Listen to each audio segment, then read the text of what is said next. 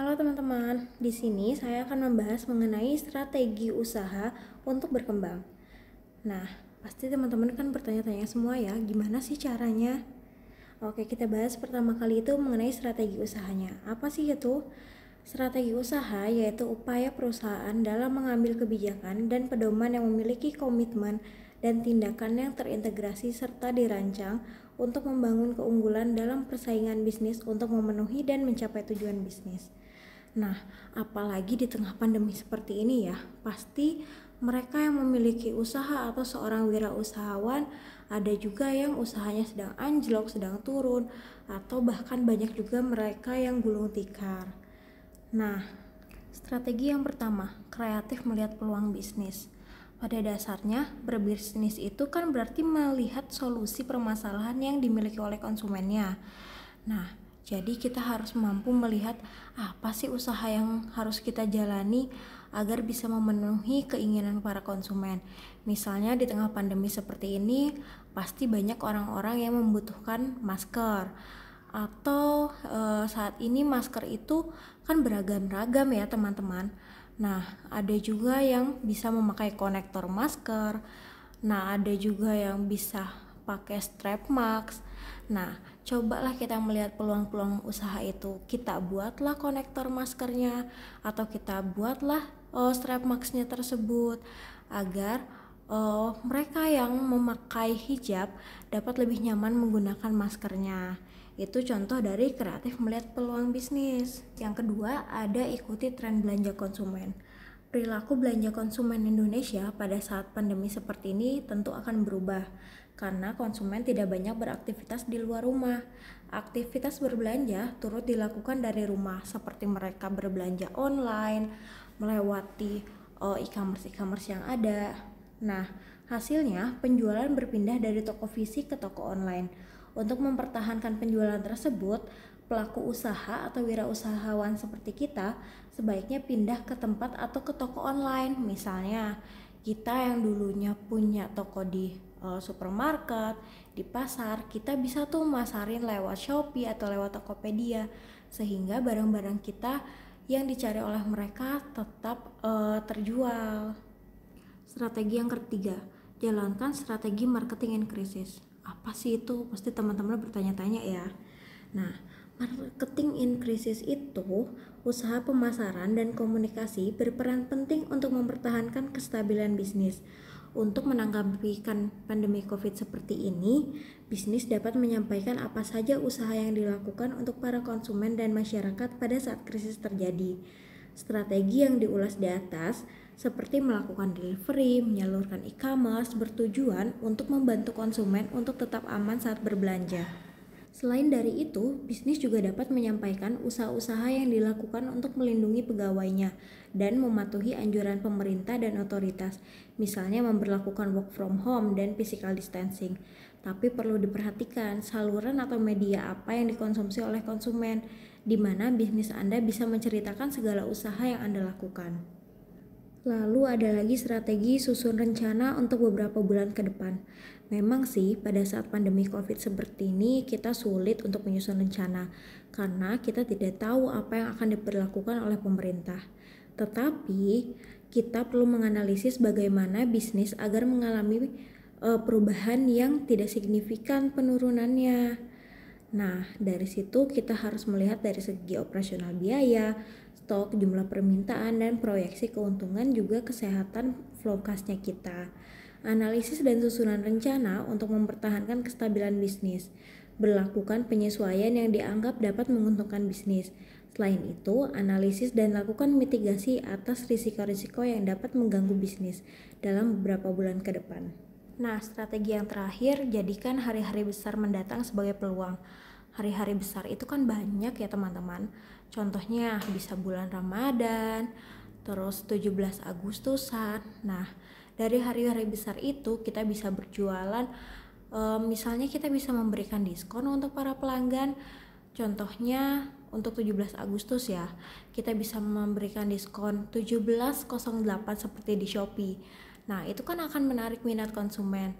Nah, yang selanjutnya kita akan bahas mengenai fungsi dan komponen strategi. Apa saja sih fungsi dari marketing strategi? Yang pertama, perencanaan. Strategi yang baik itu membantu kita untuk menghadapi langkah-langkah dan mencapai tujuan tersebut. Yang kedua, menilai kekuatan dan kelemahan. Proses dari strategi ini menciptakan kemungkinan untuk mengidentifikasi dan mengevaluasi kekuatan dan kelemahan dari perusahaan kita. Misalnya, apa sih yang kurang dari produk kita? Apa sih yang salah dari produk kita? Itulah cara menilai kekuatan dan kelemahan.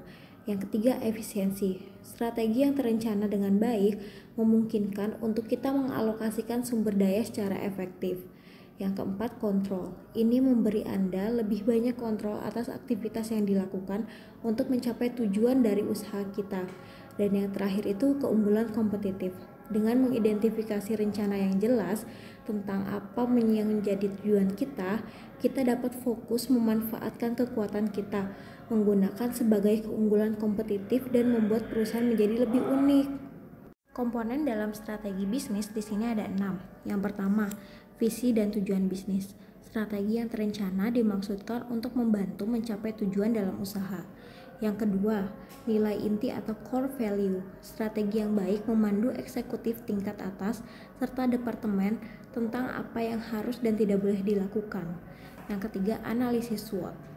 SWOT itu terdiri dari strength, kekuatan, weakness, kelemahan, opportunities, peluang, dan threat, ancaman, yang merupakan proses perencanaan yang membantu perusahaan mengatasi tantangan dan menentukan apa yang harus dituju. Yang keempat, taktik. Banyak strategi dalam usaha mengartikulasikan detail operasional untuk bagaimana pekerjaan harus dilakukan. Nah, yang kelima, rencana alokasi sumber daya. Strategi yang terstruktur mencangkup di mana Anda bisa menemukan sumber daya yang diperlukan. Yang keenam, pengukuran. Strategi dalam kelangsungan usaha juga mencangkup cara melacak output perusahaan, mengevaluasi kinerjanya dalam kaitannya dengan target yang ditetapkan sebelum meluncurkan strategi. Yang selanjutnya akan kita bahas yaitu mengenai brand. Pasti teman-teman semua udah gak aneh dong ya dengan kata-kata brand. Apa sih brand itu? Brand yaitu nama dari sebuah produk atau jasa yang berasal dari sumber yang spesifik. Jadi kalau misalnya kita punya suatu produk, kita akan menamai produk kita dengan apa? Nah, itulah yang disebut dengan brand. Nah, brand juga memiliki beberapa unsur yaitu nama, logo, tampilan visual, penggunaan juru bicara, suara, dan slogannya. Nama merek ini adalah hal yang paling pertama yang harus dipenuhi jika kita akan melakukan branding. Logo itu adalah faktor keunikan yang menjadi image bagi barang yang kita jual, bagi produk yang kita jual. Nah, selanjutnya tampilan visual. Tampilan visual ini bisa diaplikasikan pada desain produk, desain kemasan, desain seragam, dan lain sebagainya. Menggunakan tampilan visual dengan warna-warna yang cerah atau elegan akan menambah pencitraan terhadap sebuah produk. Yang selanjutnya, penggunaan juru bicara. Juru bicara dalam hal ini bisa dijadikan seorang co-founder dari perusahaan atau tokoh perusahaan. Suara. Kehadiran sebuah lagu akan melengkapi unsur visualisasi dan membuatnya lebih indah. Kayak semacam kita mau mengiklankan suatu produk. Nah, kalau misalnya pakai suara-suara, pakai lagu, itu akan lebih menarik minat pelanggan. Kata-kata seperti slogan, terus misalnya kita membuat tagline. Slogan yang cerdas akan selalu meninggalkan kesan mendalam. Dalam proses pembuatan brand, gunakan kata-kata yang memiliki unsur ceria dan positif. Kalau yang sering kita lihat misalnya jangan lihat ke kiri, itu udah nggak aneh lagi ya. Nah, cobalah cari kata-kata lain di luar dari itu. Nah, di sini saya pasang logo Unilever. Unilever itu sudah punya nama, logonya unik ya teman-teman, tampilan visualnya juga bagus. Nah, kita bisa membuat sebuah logo seperti ini. Nanti misalnya kalau mau mengiklankan itu ditambah dengan suara. Nah, jadi kalau misalnya orang beli sabun cuci, mereka sudah tahu kalau itu dari Unilever. Kenapa? Karena logonya menjadi ciri khas dari produk itu sendiri. Nah, selanjutnya di sini kita bahas mengenai customer loyalty atau yang biasa kita sebut dengan kesetiaan pelanggan. Nah, customer loyalty ini adalah kesetiaan pelanggan dalam menikmati produk dan layanan yang mereka gunakan. Nah, kesetiaan pelanggan ini akan memberikan dampak atau profit yang tinggi bagi perusahaan. Ada beberapa alasan mengapa kesetiaan pelanggan ini menjadi hal yang penting dalam suatu produk atau di sebuah perusahaan. Yang pertama, mencoba mendapatkan konsumen baru memakan lebih banyak biaya. Banyak bisnis terlalu fokus pada akuisisi di saat tambang emas mereka, yaitu konsumen yang telah ada malah terlupakan. Alasan yang kedua yaitu konsumen yang loyal akan memberi lebih banyak pendapatan. Jika seorang konsumen telah percaya dengan produk yang kita jual, maka mereka tidak akan ragu lagi membayar lebih untuk itu. Selain itu, mereka juga akan melakukan pembelian lebih sering daripada konsumen yang baru. Nah, yang ketiga, konsumen yang loyal cenderung tidak stabil. Hampir semua pebisnis pasti menyadari bahwa konsumen semakin labil dari waktu ke waktu. Untuk membatasi terjadinya kelabilan ini, tentu penting untuk melakukan pendekatan kepada konsumen. Yang keempat, konsumen yang loyal serta berperan sebagai duta bagi pembisnis. Konsumen yang loyal dan puas dengan suatu produk atau layanan cenderung akan merekomendasikan kepada orang sekitar mereka. Misalnya kayak kita menyukai suatu produk, pastilah tentu kita akan memberikan referensi kepada orang-orang terdekat kita untuk mencoba produk tersebut. Nah, yang kelima, konsumen yang loyal memiliki pengaruh positif terhadap kinerja karyawan. Tentunya akan lebih sederhana bagi karyawan untuk berhadapan dengan konsumen yang puas daripada pelanggan yang komplain. Karena konsumen yang puas itu mereka akan menjadi ramah sendiri, mereka akan tersenyum melihat produk kita, mereka akan dengan gembira memakai produk kita. Berbeda dengan konsumen-konsumen yang komplain dengan produk kita, pasti kitanya pun harus mengolah pikir bagaimana caranya agar produk kita bisa disukai oleh mereka. Nah, selanjutnya yang terakhir, mengurangi biaya bantuan konsumen. Adanya konsumen yang loyal tentunya akan mengurangi biaya yang harus dikeluarkan untuk meminta bantuan konsumen karena telah terbiasa dengan layanan atau produk yang kita jual. Nah, setelah tadi kita membahas brand, membahas loyalty konsumen, sekarang kita beralih dengan internet marketing. Memang apa sih hubungannya dengan internet marketing? Internet marketing ini adalah sebuah proses penjualan melalui online yang bisa kita lakukan. Nah, contohnya sekarang banyak usaha-usaha offline yang beralih ke dunia online. Mereka memasarkan produknya di e-commerce seperti Shopee, Tokopedia, Bukalapak. Mengapa? Karena internet marketing itu cukup menjanjikan untuk penjualannya mereka. Jika kita telah melaksanakan sebuah strategi-strategi usaha yang tadi dibahas, kita akan mendapatkan hasil usaha yang berkembang di kemudian harinya.